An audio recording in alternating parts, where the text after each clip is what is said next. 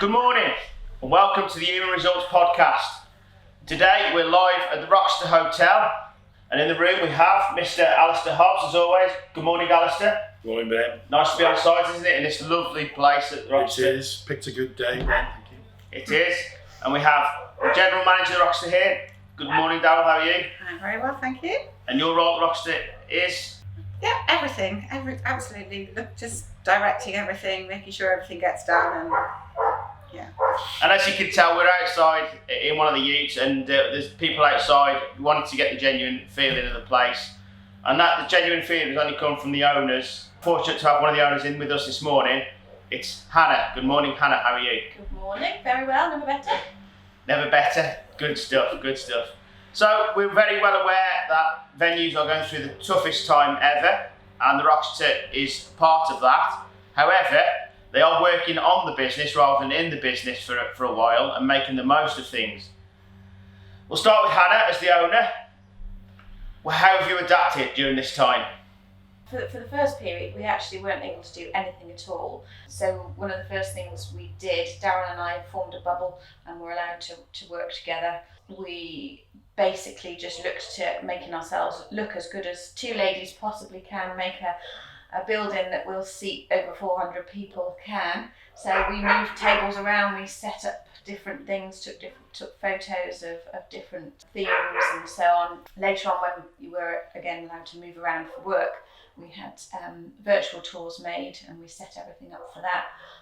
Invested in some of our own, we're previously very reliant on third-party suppliers for decorations and things like that, and obviously they weren't working during the lockdown, so we bought our own, made our own, designed things, set it all up, and continued with the selling process really. So that was the first phase where we just worked, the two of us, very, very hard at continuing to remain available to people who were looking, because obviously it's a bit like, our peak times for sales are always holidays and Christmas, where people have got the time to spend together to plan and to decide what they want to do. So it was in many ways a good opportunity to be putting ourselves in front of people. So that was the first phase.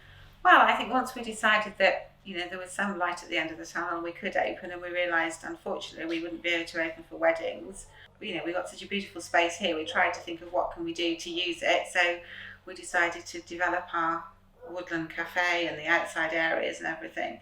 Well, that will be up and running from Monday. The Just Eat scheme from the government will potentially help us as well on a Monday and Wednesday. It sort of gives us some income going But more forward. importantly than anything, it's an opportunity for us to bring people. Normally we have several hundred people through the doors every week who then become our next sales cycle, because they say, gosh, we haven't been here before, isn't it lovely? Can I have information for christenings, weddings, other parties? And that has stopped because people aren't coming onto site. So, one of the big objectives with the Woodland Cafe is just to get people to come and see us. Just come see what we've got. And what's available at the cafe for Monday? So there's a variety of snacks such as tasty sandwiches, paninis, sausage rolls and things like that, and then cakes and coffee, ice creams for the children if they bring the children, water for the dogs if they bring the dogs, just sort of light snacks really.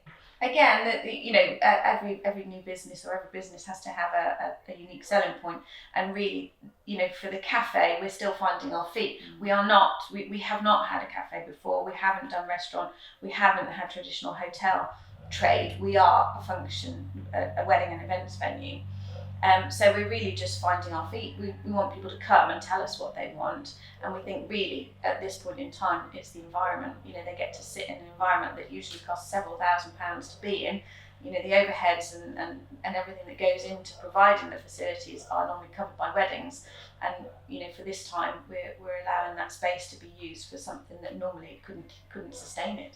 I think, Alistair, it's an ideal opportunity for businesses to start to get back together rather than in a closed space, to get out into the Woodland Cafe, have the business meeting in a safer environment, because it's out in the outdoors, isn't it? Yeah, absolutely agree, Ben. I think that whilst a lot of businesses have adapted well to home working, those businesses that can, there's certainly an increased need for people to get together. Certainly my eyes have been stinging for 5 months of video conference calls, and I think that over time a lot of businesses are recognising that whilst home working works better than they perhaps expected, they still need that social interaction that a multi-screen Zoom call just doesn't give you. Well, we're hoping very much to benefit from that. People who decide long term not to necessarily go back to the old ways of office working, but also people who are looking to reconnect. We put on our own bounce back meeting where we open up the sides. We've got lots of outdoor space. If people don't feel comfortable meeting, as soon as the law allows bigger numbers, we can provide cover for that, and it can still be outside. We have some unusual spaces which haven't always lent themselves particularly well to corporate, your traditional corporate meeting rooms and things like that. But we can take the sides up on the TPs for bigger numbers. We can take the sides off the yurt. We've got champagne tents. We've got the terraced areas. We're actually offering the first bounce back meeting free of charge, to businesses who want to come and use the space to get back in touch with their staff when they're starting to get going again. So you're actually encouraging whole companies to come in for a business meeting so they can really kickstart. And of course, that first meeting, it may be important that we're in an open space so they can actually tell the staff when they do get back to the office environment what's going to go on and give that staff member confidence, isn't it? Exactly, yeah. If people want to use it as a training opportunity, as a team building opportunity, or just simply conveying information, then we're happy to facilitate. We've got the space, it's not being used, we'll help anybody who wants to benefit from it. So Daryl, obviously that doesn't come along without a bit of hard work, does it, these spaces? How have you adapted these spaces and what have you done to make them business savvy? Well, we've obviously, followed the government guidelines, and when we've set them up, we've made sure that, we're going still with the 2 metre distance as far as placing tables and things are concerned. We've got a cleaning regime inside when people sort of use the toilet, housekeepers on duty. We've got your obligatory hand sanitising station as you come in and out the hotel and everything, and our staff are wearing visors and the correct PPE, as required. So it's a safe place to come and do business, which is a key message, isn't it, today? Absolutely. Is that the Rockster is here. Call them up and do whole business meetings here. And also that's important for not just the Rockster hotel staff members, but staff members in general, isn't it? Because confidence is key. The economy's not going to recover without people being confident, no matter if it's a hotel or whatever business. So to be able to come to a space like this and do your business in a nice, safer environment, it's quite key, isn't it, for everybody? Oh, it's essential. Public confidence is essential for businesses of this nature. Obviously today, the 24th, we now have to wear face masks in shops. I'm seeing already that people are taking reassurance from the efforts that businesses have made, local pubs and restaurants, and I think people are slowly coming out. I sat in a pub last night waiting for a takeaway, which actually that's a good diversification. So many pubs these days that are actually offering takeaway food, and they will hopefully continue to do that, which is really encouraging, because Telford's a bit of a cultural desert when it comes to anything other than Chinese fish and chips and Indian takeaways. It's nice that you can actually get some quite nice restaurant food. So sitting in a pub, having a pint whilst waiting for your food, it's good. It does give you some reassurance, seeing those hand sanitizers, seeing the perspex screens up around the bar areas, and people being respectful in following the guidance is encouraging. So I think over the course of the summer, I'm sure we're going to see more and more people come out following the guidance. And Hannah and Daryl, are you actually surprised at how much you've changed the business, and are you excited about it? Because obviously you do want the weddings back. There's also going to be some elements that you've brought in that you're going to keep, aren't you, that you may not have had if this wouldn't have happened. Is that a little bit of moving forward thinking, when it all comes together, we're going to be, a different business?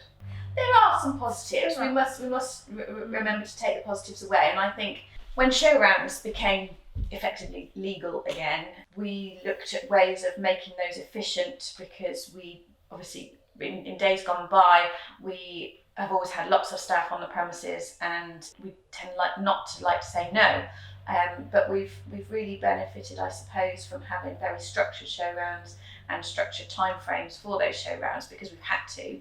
And I suppose that has been a benefit. And the cafe itself, of course. The cafe itself, I suppose the difficulty is that it will probably be a temporary measure, because the two don't sit nicely side by side. The reason we haven't had cafe before is because very often we can't be open because we've got weddings, and we do weddings every day of the week. So it's a difficult thing to do side by side. I suppose what it has done is given staff an opportunity to do something completely different. One of the things that our team is just so good at is looking after people. That's what they enjoy. It's a lovely experience for them and for our, the people who are coming to get the kind of attention lavished on them that normally would, go into weddings and high profile functions. And anybody who comes for a cup of tea gets the Jen and Angelo treatment. They really will go away feeling that they've had a VIP experience for a cup of coffee. So it's not something that necessarily I don't think we're going to be able to continue it after this point in time, but it will be, if we can all just hang on to the thought that really things will get back to normal, then actually what we should do is settle down and enjoy it, because it's a different experience. It's something different that we can do. If we can take the anxiety and the worry away, then actually we can get on and enjoy doing something totally different. And I think nobody's saying it's easy, Alistair, are they? Certainly, but what it will do is bring new skills to staff members that, it encourages them to diversify themselves. And of course that can then be reintroduced into the wedding industry. And I think the wedding industry will actually benefit from the experiences that staff members are having with other events, aren't they, and things like that, and other skills. I'm sure to a degree that's right, Ben. It was obviously a difficult year for wedding events organisers. Must be awfully difficult. But if you've got staff who are used to serving people on what is supposed to be the biggest day of their lives, and if they take that customer service into other areas, then certainly good for the public to see what the Roxeter has on offer.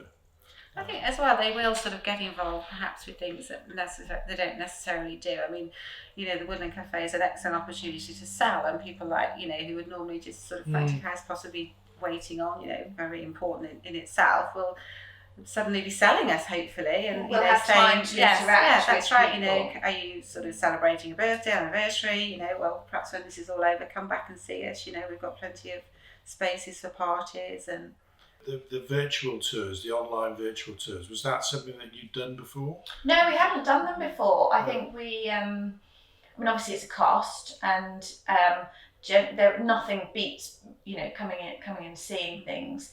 A lot of our brides and grooms and brides and grooms come from a long way away, and so that's something that's been grown. We've recognised it previously, but I think now more than ever, because people are almost more human in their interactions, because very often we're working from home or they're working from home, and people are a bit more upfront about their constraints and so on, and people are just working together to get a job done. We are finding out far more about our viewings and so on, and they are coming from a long way away, and I think possibly the virtual tours have helped us with that, because we always thought, well, if people are interested, they'll come and see us. And actually, what we've seen is that it gives people, once they've done the virtual tour, they think, okay, well, we will get in the car and drive 2 hours from Huddersfield or Liverpool, from we've had Right. Liverpool, Birmingham, London, we've had them all coming up. So. We do draw nationally, and it's, I suppose, the virtual tours is a useful tool that perhaps we hadn't recognised. Something we'd always wanted to do, actually, Yeah. but unfortunately we'd never had the time, so this did give us the opportunity. Yes. One of the plus points. And I think that's the key, isn't it? Like I said at the start, you're working on the business rather than in the business. Stuff you've always wanted to do, you should do, and now you're doing it, and something enhance the business going forward. Obviously, the key at the moment is survival, and then it's thrive after that, survive and then thrive, and hopefully you can thrive on forward. Just to cover, just to end the podcast, really, the meal deals that Mr. Sunak announced, the £10 off. You've signed up for that, haven't you? And you're ready to go on Monday, are you? A week Monday? We are, yes. Well, the cafe launches this Monday coming. So we've got a week to get our house in order. But really, we are emphasising that it's a work in progress. We're an events venue that is keen But what we are saying is, you know, you will get a warm welcome and you will receive the hospitality that we've got. Obviously, we haven't got fully stocked kitchens. We haven't got 8 chefs in the kitchen. We are, you know, we're going back to basics, and we will listen to what people want when they come. Previous weeks, you know, one of the drivers to do it in the first place is people turning up and saying, "Oh, are you open?" And I said, "Well, what does open mean? What does open look like?" But certainly, you know, I can make you a sandwich, we can make you a coffee, and I suppose the Woodland Cafe is a bit more of a formalisation of that process, but really we will be open to hearing what people want to do. And I think in many ways, whilst the food will be good, we do good food, it's one of the things we're renowned for, but really it's about the space, it's about coming out into the countryside, having a walk, even if it's just a walk around our grounds, our wildflower meadow, you know, taking a look at the church next door, perhaps moseying down to the ruins. You know, it's quite a nice afternoon out for people who've been cooped up, and quite a safe first step out for people, where they will be looked after. And if somebody comes and says, I'm really, you know, very anxious, we'll find them a table in the cornest rows of the environment. You know, they can be 20 metres, 30 metres away from any other human being, if that's what, you know, and that's one of the things with weddings. We're used to having the peculiar granny who, you know, has certain things that need taking care of, or certain anxieties or whatever, and we can do that, and we've got time to do it at the moment, so all welcome. I think, Alistair, there was one thing missing out of that, the walk to the vineyard, which I think me and you would take, couldn't we? Yes, yeah, I haven't been to the vineyard in years, yeah. Absolutely, it's just a short stroll around the corner. You can see the vines from the terraces. It is a great spot to be. It is, it's lovely out here and fantastic. And the last part, of course, the weddings, they will be back. They will be back. People want to get married. The inquiries are. It's flooding in, aren't they? We continue to do, you know, lots of show rounds and converting them, and yeah, people are still very keen to get married.